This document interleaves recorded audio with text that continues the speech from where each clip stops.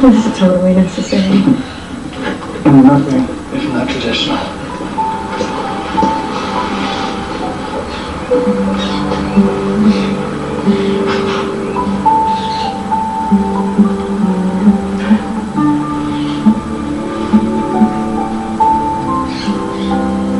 When Breaking Dawn, we were really blessed. A lot of great directors came forward who were interested in the material and the challenge of making two movies at once.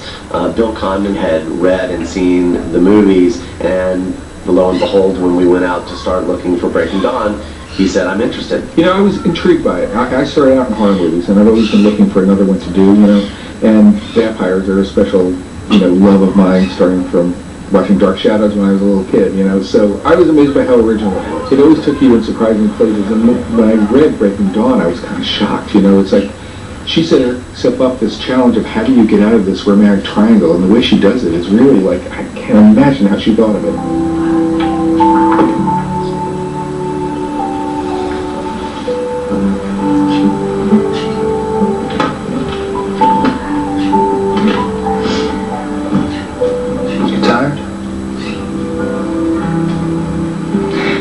First one? Yeah, that sounds nice.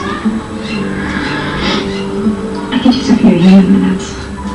Won't take too long, Mrs. Cullen.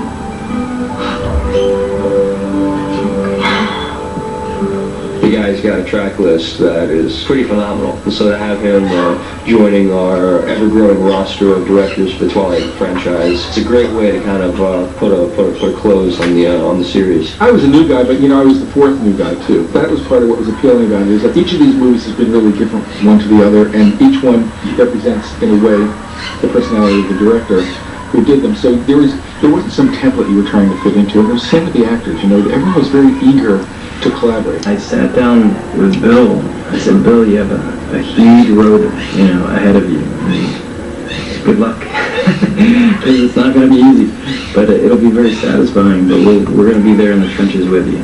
And I have to give him credit. You know, he's our general. You know, he's our commander in this battle of getting this movie done. It's a beast to slay, and he's there every day. You know, gung-ho, 6 o'clock in the morning, till we wrap. I remember going in to talk to all the folks for the first time, and it was like, wow, there are big things to figure out here. Sex for the first time. Talking wolves.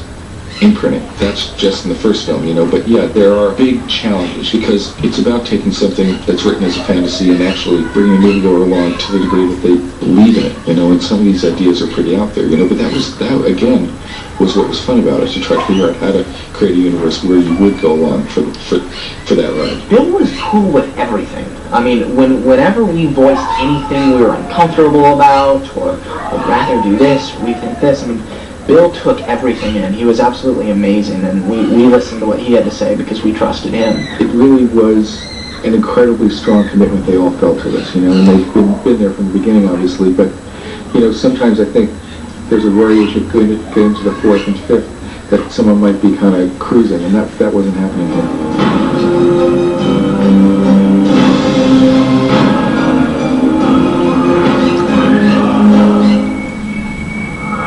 It's like a great Hollywood romantic melodrama combined with the really cool, intense horror.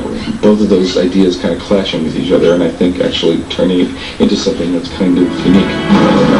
Get ready. They're coming for Mel. I'm not going to touch her.